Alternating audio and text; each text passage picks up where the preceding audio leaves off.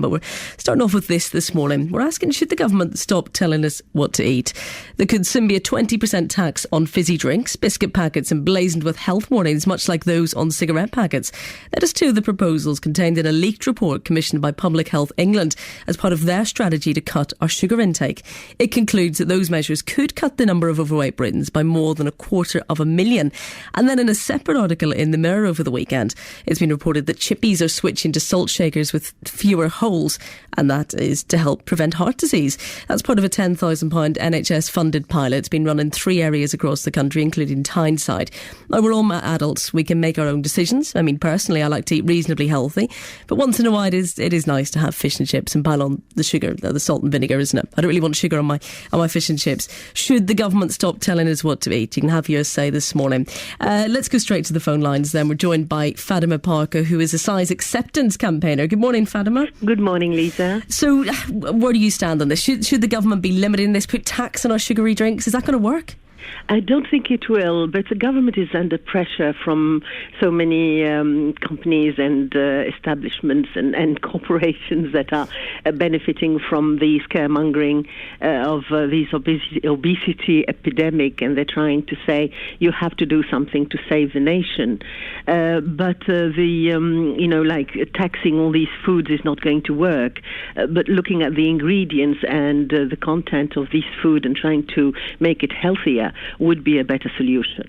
Do you think it should revolve a little bit more around, well, I want to say education, but then on the other hand, we know the consequences of eating too much sugar, too much salt, but yet we still do it? Yeah, we do, but the thing is, it's not the sugar that we add on, to our fish and chips, or the sugar. I don't put sugar on fish and chips. I know, I said that too.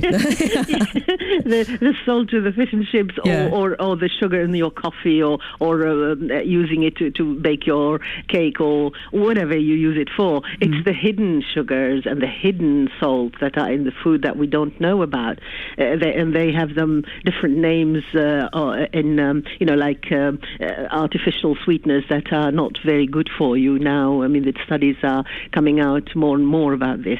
And sometimes, so many products, I don't want to name anything, have extra salt and extra sugar that is hidden there, and they are all made to make us want to drink or eat these foods even more. They're addictive. So instead of putting a tax on the likes of sugary drinks, do you think we should just make the labelling a lot clearer?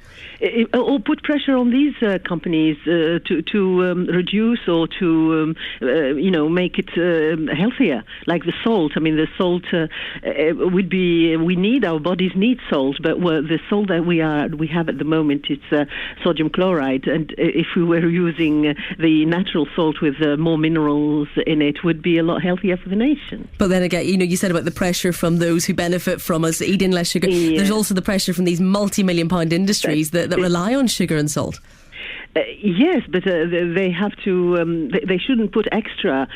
They can put a normal quantity to make these foods, but many of them are using trick ways of getting people to drink more and more. I don't want to name anything, but this research is there, and it's all on YouTube if you want to see the content of fizzy drinks and so on, and why there are MSGs and so many other additives that they put in the food to make it more palatable and more enjoyable, and people will want more and more. All right, Fatima, thanks for joining us this morning. That's Fatima Parker, a size acceptance campaigner. I'm interested, do you look at the labels when you buy something? Do you look at how much sugar, how much salt it contains? Do you even understand how much sugar or salt it contains? As Fatima's just mentioned there, they have different names, don't they?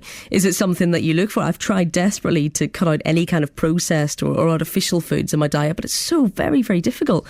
Do you look? 01642 225511 or text the word T, send your message to 81333. Now on the Regent's Road, Dave, any problems?